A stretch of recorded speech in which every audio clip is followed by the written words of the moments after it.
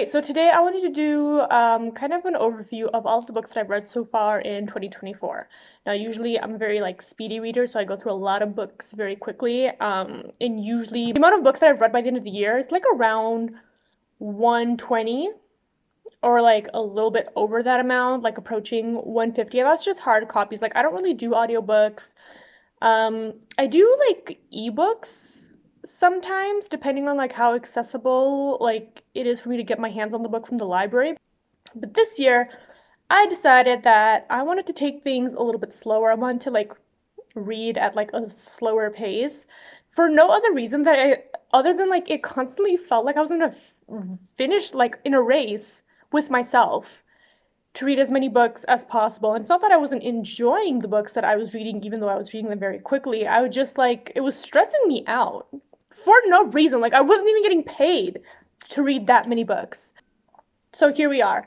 Now, I'm going to do my best to be mindful to not mention any books published by St. Martin's Press. The boycott is still going on. And one thing about me is I will not break a boycott.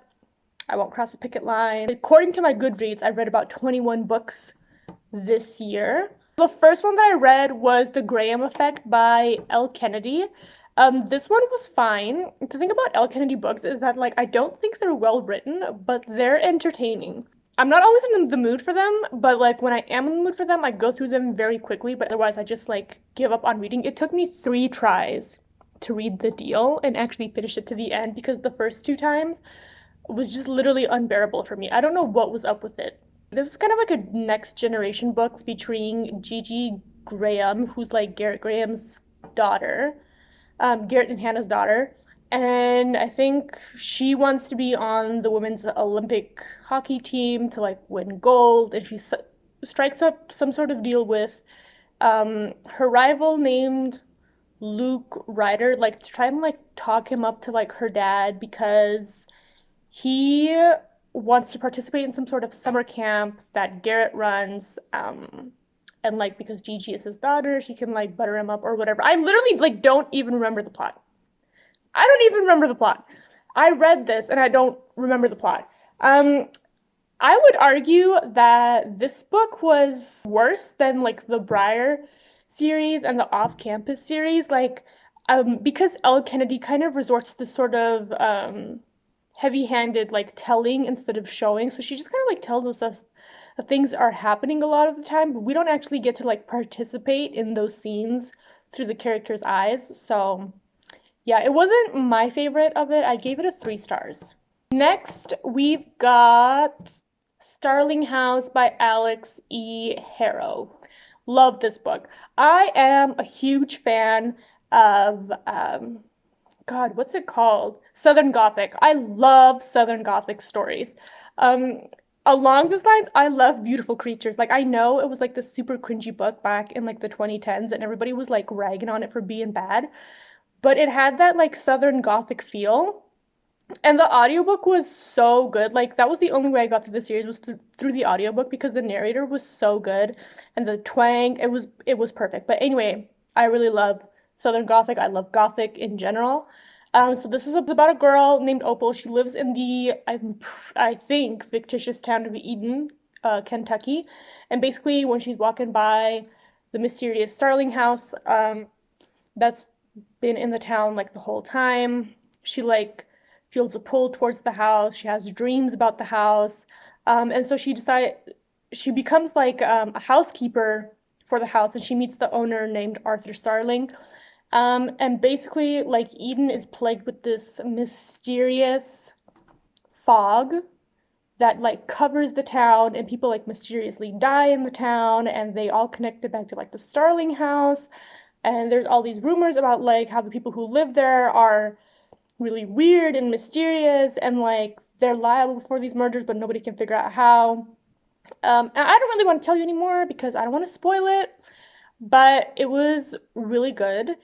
The pace, I don't think was fast. I think it was like a medium pace. It's about the atmosphere, it's about the characters. And I think what I really liked about this book and the characters is that neither Opal or Arthur, they're not described as conventionally attractive people. It was just nice to like see characters who are described as like regular human looking people instead of like these like superhuman, otherworldly, like perfect models that we usually get in books. I just really like that. I would definitely recommend this.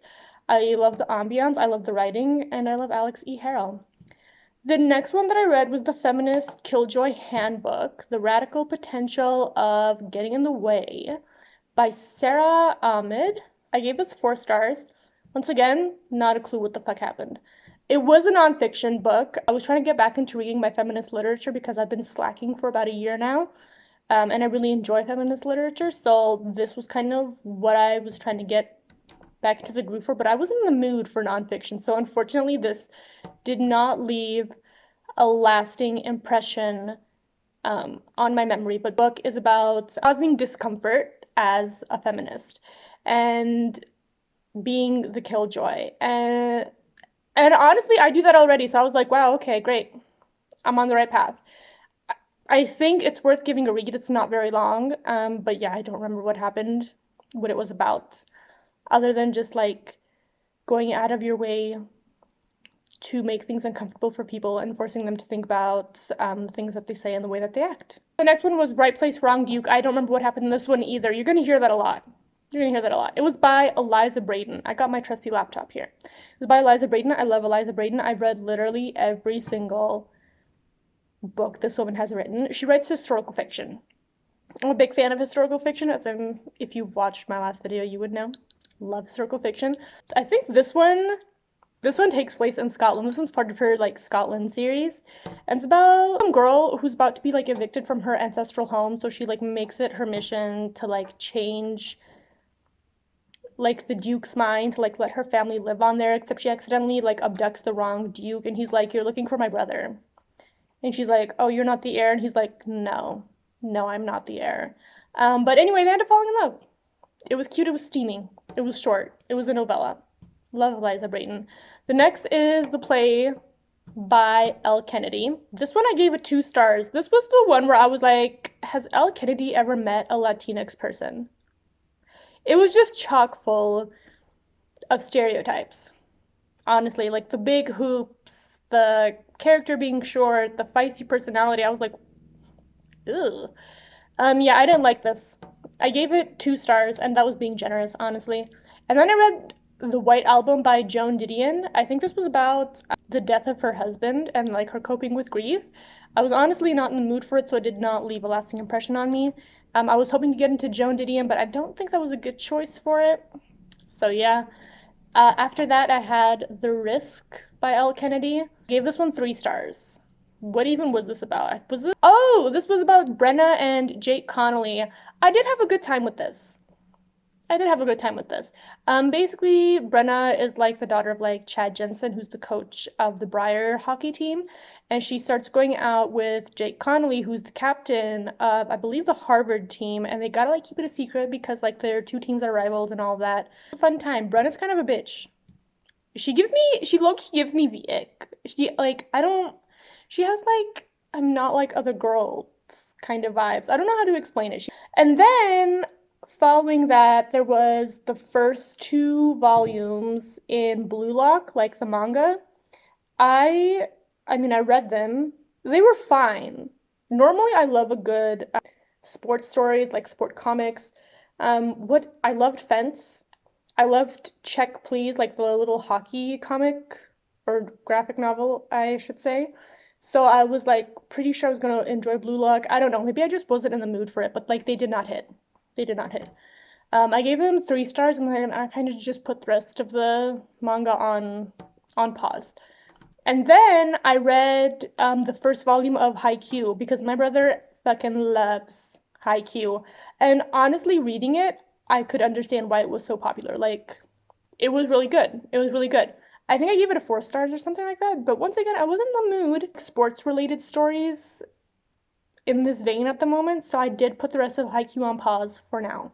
The Chase by Elle Kennedy. What the fic was this one about? I think this one was about summer and Fitz. I give this one a 3 stars. I did like Summer, and I did like Fitz. I do think that they did, who was it? I think it was Hunter.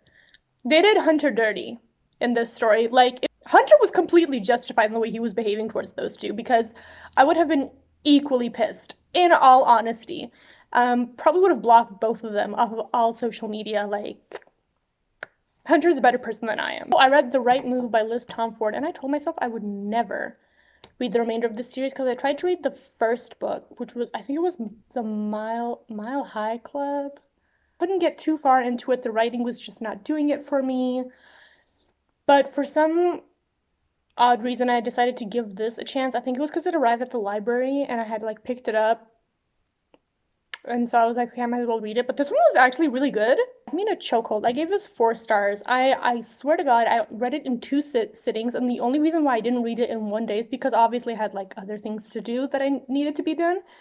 But it was really good. My only complaint with Liz Tomford is that she writes characters of color, but you would actually literally never know that they were like not white because it informs zero aspect of their personality or like their character, like absolutely zero aspect. That was kind of my problem with the first book, is that I was reading it and then I was like, wait, is this character like black? Because like you wouldn't know. It's kind of like, what is the, I don't know, what would be the point of like going out of your way to write a character of color if you were not going to like do it properly and, you know, account for like the culture that comes from being a racialized minority or stuff like that. But yeah, anyway, I think this one was much better. I read Unfortunately Yours by Tessa Bailey. I give it a 5 stars. One thing about Tessa Bailey, I'm gonna read her books, okay? Not her earlier stuff.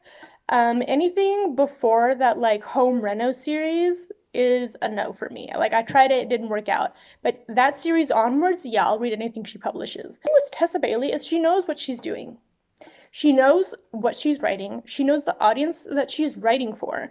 And she doesn't take herself too seriously. Like the woman knows she's not writing Jane Eyre. They're fun romantic stories. They're a little outrageous and bonkers. And that's what I'm reading them for. And this one was so good. And the thing with Tessa Bailey is her stories are short. They're like under 400 pages, as all romances should be, because it's literally never that serious. And the characters are getting down to business by page 100. Okay? They're like, things are happening by page 100, page 120. Okay? She doesn't dilly-dally. I'm not a slow burn kind of girl. I need things to be happening in an efficient manner. And I read Mexican Gothic because I was in a Gothic mood. And it's about this girl in 1920s Mexico. She goes to visit her cousin who got married, who's like now living in some like small village somewhere in Mexico. And her cousin sent some like very like concerning, disturbing letters to her dad, being like, oh my God, they're trying to kill me. So her dad's like, go check in on her. So she goes, and I don't remember much of anything else that happened. So next up we have Vivian Loret. I love Vivian Loret. It had to be a Duke. I had a whole video on this, but it was about this girl who lives in a village. She accidentally lies to her arch nemesis about being married to some Duke. The Duke is trying to marry an heiress up in London. The heiress's father is like, I can't marry you. There's rumors going around that you're engaged to somebody else. And he's like, I'm not engaged to her. And the father's like, okay, well, you gotta go resolve this before I can sign like a betrothal agreement. So he goes to the village, and the rest is history. They fall in love. I gave it 5 stars. Every Vivian Loret book is an instant 5 stars. You don't gotta tell me. Why is Secretly Yours twice on my Goodreads? I gave Secretly Yours like a 3 stars. It was just moving too slow for me. That's all it was. I was not really that into it. It was moving too slow. So yeah, I gave it 3 stars. And then I finally finished the deal. I finished the deal. It was much more bearable this time around. I gave it 3 stars. Initially, I had given it 1. I'm sure everybody knows, but if you don't know, it's about Garrett Graham, who's like the captain of like the fictional university, Briar. He's like failing this ethics course that he needs to pass in order to stay on the team. So he like asks Hannah, who like got an A on their midterm, to like tutor him, and she's like no. And he badgers her into tutoring him, and she's like finally yes. They start hooking up, and then they end up dating. And then his father tells her like, break up with Garrett or I'm gonna cut him off. She like breaks up with him, but then he ends up being a trust fund kid, and he has access to his trust fund And they get back together and have a happily ever after. I listened to A Wizard's Guide to Defensive Baking. I gave it 4 stars, but it was kind of like it was medium paced, and it was a good time. I would not reread it anytime soon. Basically about this 14-year-old girl named Mona. She can do magic, but the only thing she can do is animate dough. And she works in a bakery. And then somebody's found dead in her bakery. She's brought in for questioning by like the king. She's like, I didn't freaking do it. I can only animate dough. I'm not a threat. So they let her go, and then basically the dude who arrested her and brought her in for questioning, like, sends the Green Man after her. I don't know what the Green Man is. And he tries to kill her, and she's like on the lam, trying to like stay alive. And yeah, that's what happens. And then I recently finished The Score. I gave it 2 stars. It was about Allie and Dean, and like I don't know why they just weren't hitting the way that I thought they would. And I think part of that is because Dean reminds me of this guy that I used to know. It reminded me too much of him, and I'm like, wow, I just don't have any respect for you as a character. But yeah, that's where I'm at right now.